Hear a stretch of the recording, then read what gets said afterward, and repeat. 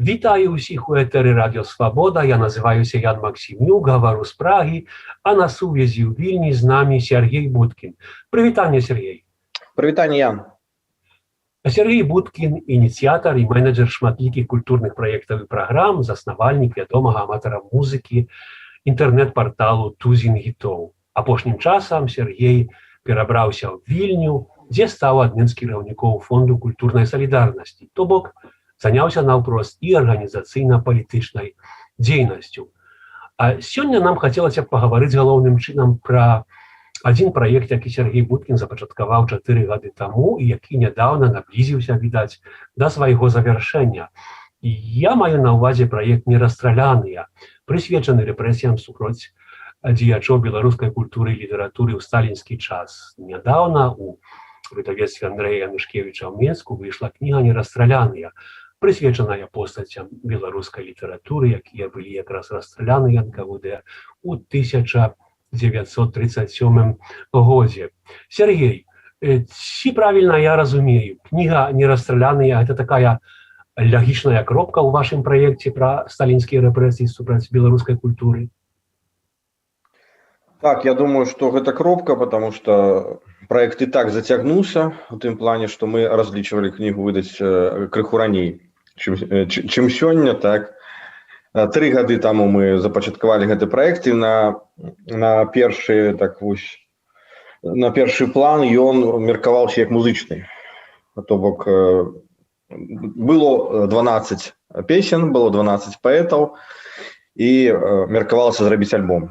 Але потым он разросся ў такі шырэйшы праект, адукацыйны. Мы зразумелі, што трэба праводзіць лекцыі, потым мы зразумелі, што не толькі ў Мінску, потым мы зразумелі, што трэба паводле лекцыяў зрабіць нейкі вынік і ўкласці гэта ў кнігу, потым мы зразумелі, што лекцыі гэта не ёсць раздзелы кнігі, таму што іх трэба дапрацоўваць і прыводзіць у парадак адпаведна з патрабаваннямі кніжнымі, так.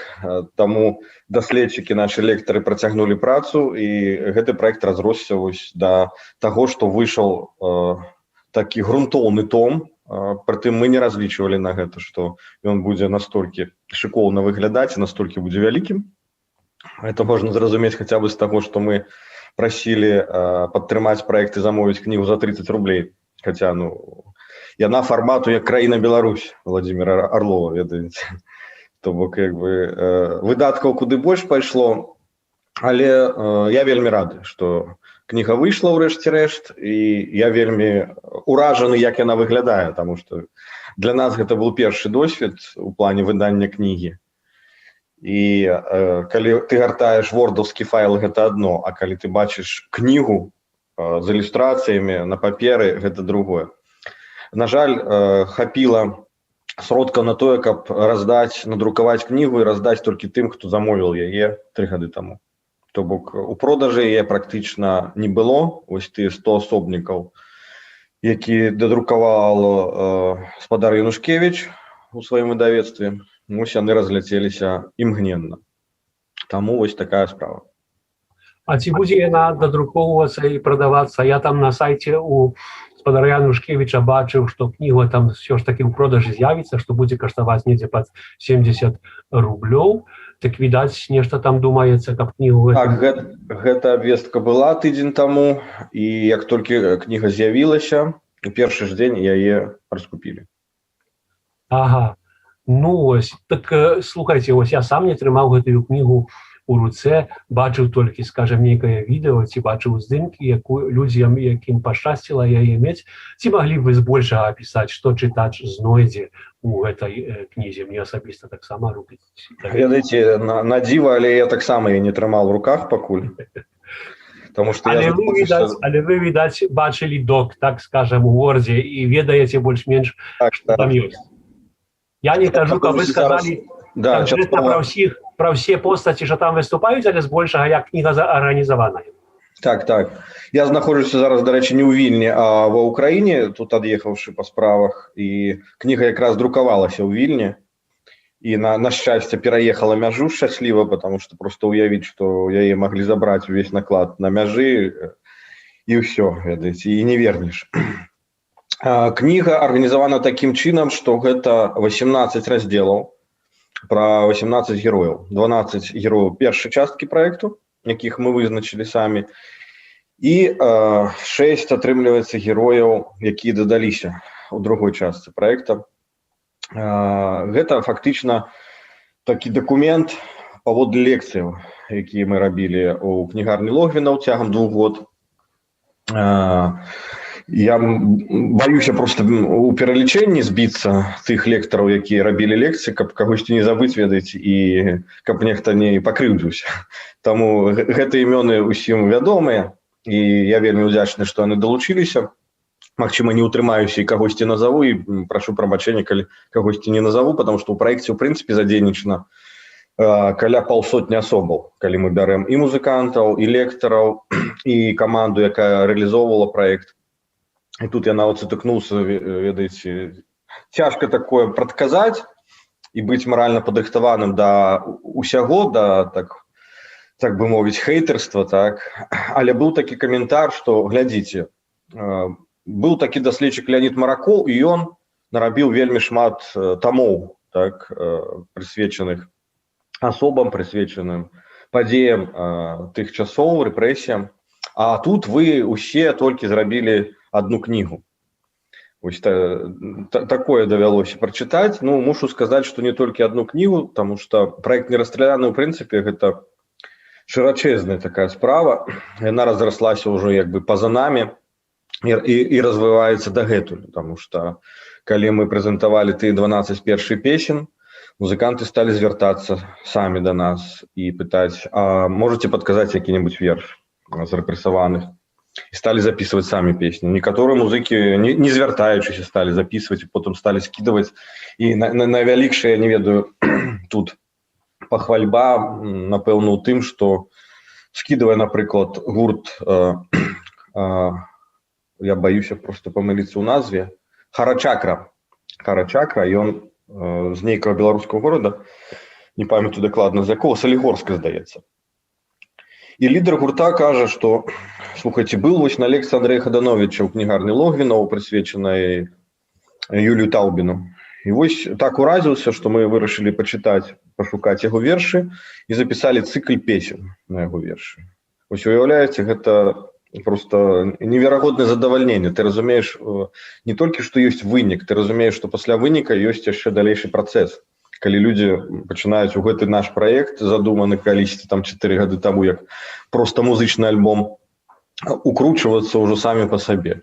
Дык вось, гэта не толькі песні, гэта і лекцыі, як я казаў, парадку 25 мерапрыемстваў прайшло па ўсёй Беларусі, мы аб'ездзілі з лектарамі. У кнігарні Логвінаў, як я казаў, 2 гады праходзіла гэта, і быў вялікі канцэрт, прысвечаны прэзентацыі музычнай часткі, который за 2 тыдні да пачатку раскупіліся ўсе квіткі, там 600 месцаў было, по-моему. Гэта і старонкі ў Фейсбуку, можна знайсці 12 старонак паэтаў от з першай часткі, на якіх размешчаны вершы, карысныя спасылкі, унікальныя фота. Я калісьці пачынаў адзін, просто пайшоў і замовіў там, перакупіў усе фота з беларускага архіва літаратуры і мастацтва ў Мінску. Не ведаючы яшчэ, што Віктар Жыбуль там працуе і можа дапамагчы такой руплівай працы. Потым добра, што Віктар далучыўся да праекту, он стаў таксама суукладальнікам, рэдактарам кнігі, працаваў з аўтарамі, працаваў як лектар, правёў проста гіганцкую працу, таксама дапамог з пошукам ілюстрацый, таму што не хацелася зрабіць брашуру, так, нейкую там чарговую, такую просто кнігу, якая пройдзе міма. Хацелася зрабіць кнігу-падзею, якой бы ганарыліся тыя, хто яе трымае ў руках, тыя, хто яе набыў, замовіў, тыя, хто удзельнічаў у гэтым праекце. Каб яна была дызайнерскі прыгожай, каб ее, я не ведаю, можна было выстаўляць на нейкі там дызайнерскі біеналі, нейкія конкурсы, як просто мастацкі прадукт. І вось я рады, што мы ўрэшце дайшлі да гэтай мэты. Засталося толькі мне самому патрымаць гэтую кнігу ў руках. Так. Ну, шкада крышку, што гэтая кніга, як бы скажем, яна такім абмежаваным накладам. Маем надзею, што ўсё ж такі яна дойдзе да шырэйшага чытача. Наступнае пытанне яно будзе агульнага характару, але яно напрошваецца само сабою. Сергей, мінула больш чым 80 гадоў з трагічнага 37-го году, і беларуская культура і яе дзеячы зноў апынуліся ў сітуацыі жорсткага пераследу і рэпрэсій. Ну, пакуль што дзеячоў культуры не расстрэльваюць, але да людзей так на агул ужо страляюць. У краіне, якая называецца не Савецкі Саюз, а Рэспубліка Беларусь. Як гэта разумець? Як разумееце гэта вы? Чаму беларуская культура так ненавісная беларускім уладам? Як тады, так і цяпер. Ведаеце, калі мы пачыналі гэты праект, была думка проста нагадаць пра мінулае. А калі выйшла, вот эта фінальная, да, кропка была пастаўлена, і выйшла кніга, стала зразумела, што гэта не пра мінулае, гэта пра нас цяпер, таму што мы не перажылі гэтую траўму, якую нам нанеслі нашы ворагі ў 30-х, і, на жаль, праз тое і адбываецца тое, што мы назіраем. І гэта вельмі складанае пытанне, потому что, на жаль, у 2017 годзе, калі мы абвесцілі пра замову на кнігу, мы сабралі 50% ад таго, што меркавалі, таму гэты праект, ну, стратны для нас. То есть тады кніга не была патрэбная грамадству. Зараз я просто мяркую па розгаласу, па рэакцыі, калі яна выйшла, замоваў, ну, перавышае значна колькасць як бы таго, што мы маглі распаўсюдзіць, надрукаваць і таго, што было замоўлена да гэтага. Гэта кніга стала насутнай. Людзі сталі звяртацца да сваіх гісторый, людзі сталі асэнсоўваць падзеі. Гэта для мяне відавочна. І таму вось тыя, хто вось нам робяць зло зараз, яны рэальныя спадкаемцы тых савецкіх катаў. Это для мяне абсолютно ясно і зразумела, і я не ведаю, там можна нават не разбірацца ў радаводзе гэтых людзей, якія страляюць цяпер, потому что яны наўпроствыя спадкаемцы. Яны будуць страляць, калі будзе загад, расстрэльваць, так? То есть яны будуць звозіць у курапаты, калі на тое як бы будзе патрэба начальніка. І у меня такі халадок неймаверны прайшоў па скуры, калі я упершыню пачуў вось той запіс Карпянкова. Гэта запіс з 1937 года. Вось рэальна.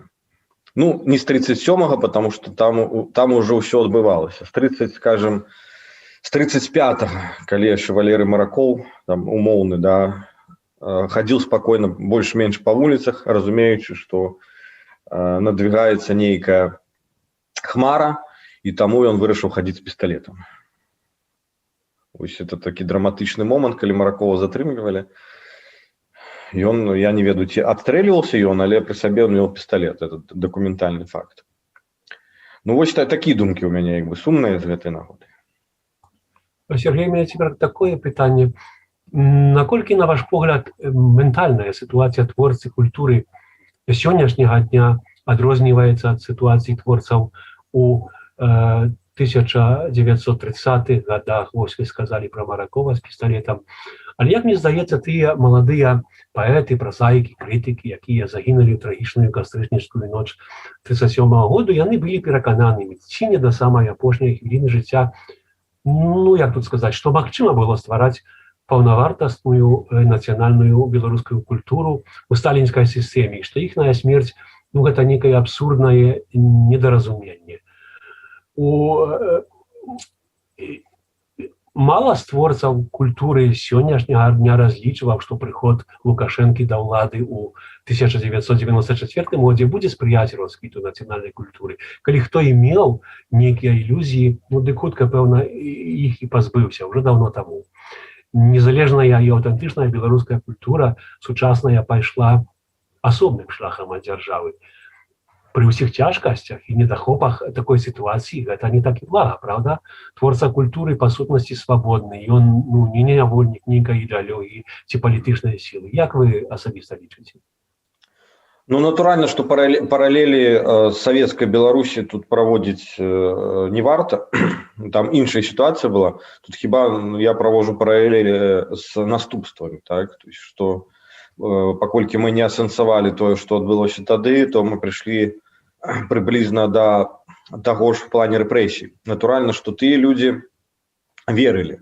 І іх вінаваціць у гэтым немагчыма, у тое, што яны верылі ў нейкую будучыню савецкай Беларусі, так? Потому што мне даводзілася адказваць на нейкія каментары ва ўсіх гэтых 14 сторонках УКонтакце і Фейсбуку, прысвечаных паэтам і агульных суполак праекту, дзе, напрыклад, тыя ж хейтары казалі, а чаму вы прысвячаеце гэты праект камуністам? І скідывалі ўжо там сканы нейкіх вершаў Алеся Дудара, прысвечаных Леніну, і казалі, ну вось, паглядзіце, там, ці там Чарота, які з разаблачальнымі нейкімі рэчамі стал выступаць у 30-х, ці яшчэ нешта.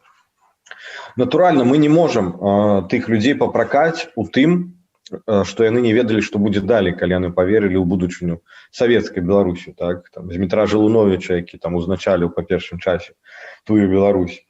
Потому што яны шчыра верылі ў тое, што яна магчымая. Вось менавіта ў такім фармаце. І калі яны ўжо ўбачылі, што яна немагчымая, было позна, да? Поэтому, так, яны ў той краіне жылі і думалі, што яны там свае, і што яны яе ствараюць. Тут ёсць карэннае адрозненне ад нашай сітуацыі, потому што, як я па сабе магу сказаць, то я жыву насуперак таму, што адбываецца там з перыяду свайго асэнсавання сябе, там, я не ведаю, з 14, напэўна, год, як я пайшоў свядома на Дзень волі ў 97 годзе і ўбачыў там БТРы. Вось таго часу. Таму наша жыццё і наш фармат існавання ў гэтай краіне абсалютна не супадае з той краінай, у якой жылі героі праекту. Гэта дакладна. А наконт паралеляў ўсё ж такі іх можна злавіць, потому што ведаеце, было такое аб'яднанне ТАВІС. Вы, пэўна, ведаеце пра яго. Таварыства аматараў закусіць і выпіць, дзе у тым ліку і героі нашага праекту нефармальна збіраліся ў нейкіх пітных установах Мінску і чыталі тыя вершы, якія яны не наважваліся альбо дакладна ведалі, што не прымуць у друк, і такім чынам расслабляліся, так? І потым яны ўжо, калі сталі збіраліся з разуменнем, што і па нас прыйдуць, да? Але куды нам дзецца? І захавалася, на жаль, толькі адно фото таго ж Валеры Маракова з шашлычнай на вуліцы Камсамольскай за куфлем піва. І я думаю, што такі настрой вось у нас усіх і быў, і ёсць там калі не са жніўня, то з верасня, што па нас прыйдуць, да? Але ўсё адно мы жывем, ўсё адно мы збіраемся, ўсё адно мы думаем, што рабіць. І тут, настроі часам могуць супадаць, і думкі, калі ось прасякнуцца тымі думкамі герояў праекту, яны часам могуць супадаць, то бок нейкія паралелі, конечно, будуць. Будзем набліжацца до заканчэння. І на заканчэнне я запытаю вас пра цяперашні ваш занятак у фондзе культурнай салідарнасці. Якія у вас надзённыя турботы? Ці магчыма наогул дапамагаць беларускай культуры, будучы за мяжою? Ведаеце, тое, што я за мяжою ў часовай камандзіроўцы, не азначае, што гэта арганізацыя за мяжою. Таму што яе касцяк і яе там сілы, якія рухаюць, і адказныя людзі знаходзяцца ў Беларусі. То бок мая справа арганізаваць працэс, наладзіць яго такім чынам, каб людзі атрымалі дапамогу, людзі атрымалі інфармацыю, каб пра нас і пра нашу сітуацыю ведалі ў свеце, і каб мы запусцілі працэс падрыхтоўкі рэформаў у сферы культуры. Усё гэта робіцца. І гэта ўсё магчыма рабіць мне як арганізатару працэса.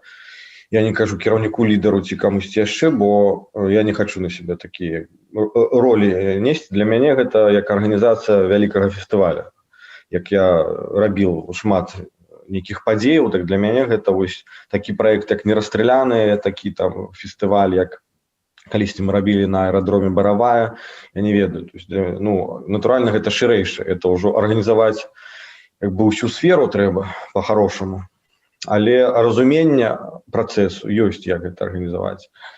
Таму я бачу, што мы пачыналі як фонд культурнай салідарнасці, проста каб хутка дапамагчы людзям.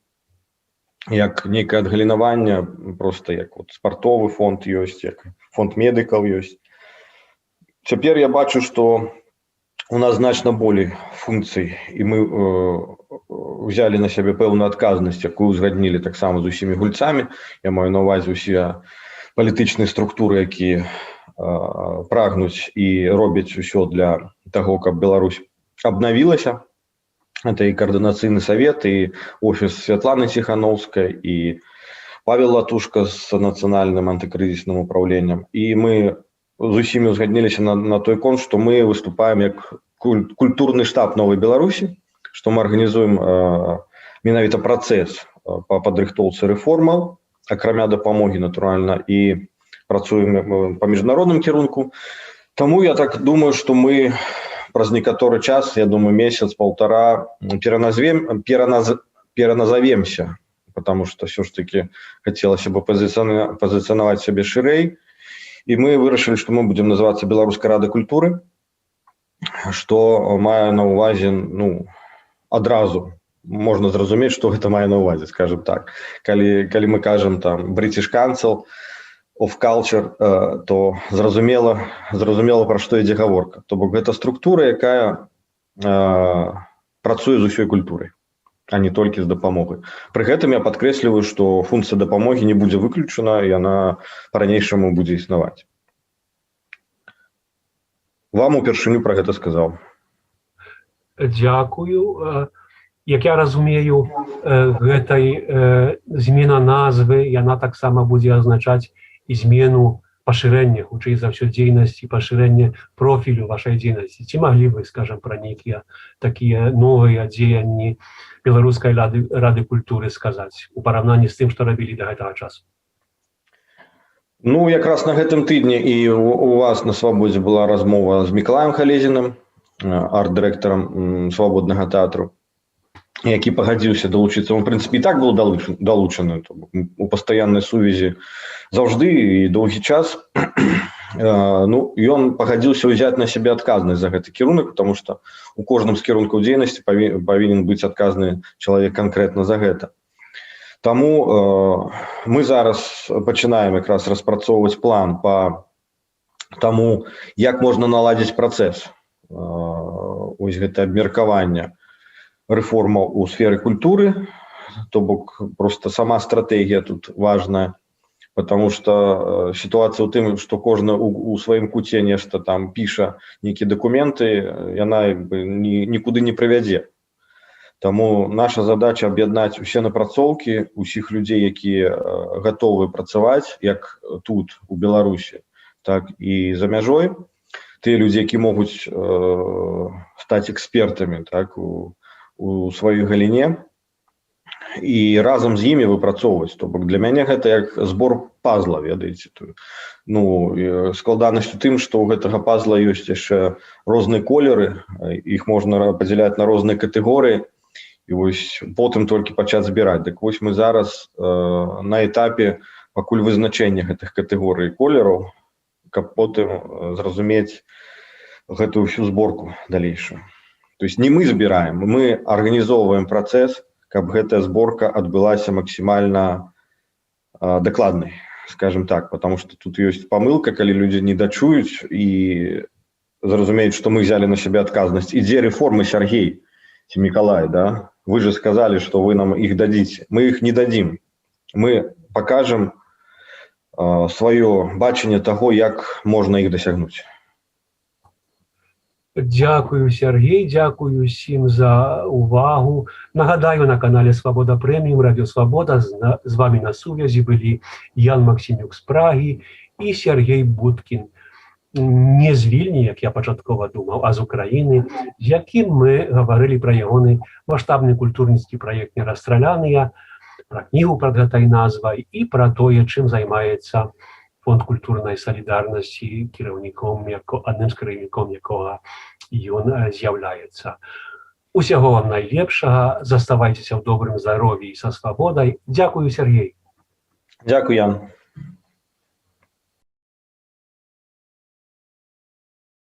Хочаце ведаць, што адбываецца?